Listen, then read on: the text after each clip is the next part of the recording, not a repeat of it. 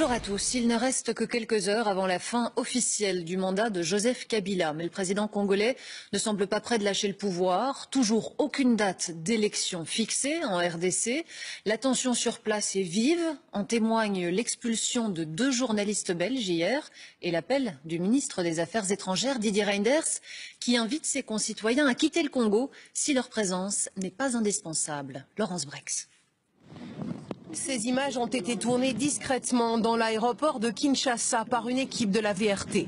Ils sont accompagnés par des services de sécurité congolais jusqu'aux portes de l'avion qui les ramène en Belgique. Est-ce qu'on comprend déjà pourquoi on est expulsé ? Pour toute explication, leurs visas ont été annulés et ils ont reçu un procès-verbal de renvoi qui les déclare indésirables sur le sol congolais. Peter Verlinden était à Kinshasa depuis mercredi avec un visa en règle, mais il n'a jamais reçu les accréditations nécessaires. Le ministre de l'Information, Lambert Mende, a donné une petite explication par Twitter en disant qu'on était illégalement sur le sol congolais, ce que je nie tout à fait parce que nos visas étaient tout à fait en règle.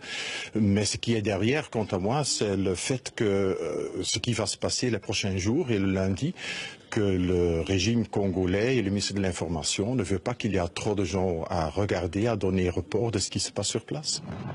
Le Congo est un pays que ce journaliste connaît très bien. Il y effectue régulièrement des reportages depuis près de 30 ans, mais c'est la première fois qu'il est expulsé.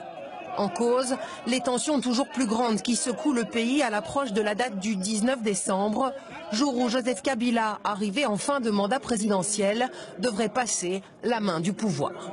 C'est un signe qu'il y a beaucoup plus derrière. Le régime est en train de devenir beaucoup plus dur qu'avant.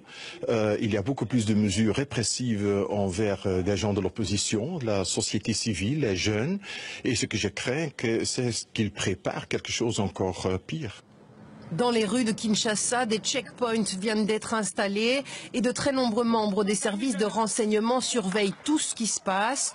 La situation pourrait rapidement dégénérer, ce qui a poussé les affaires étrangères à conseiller aux Belges qui le pouvaient de quitter le Congo.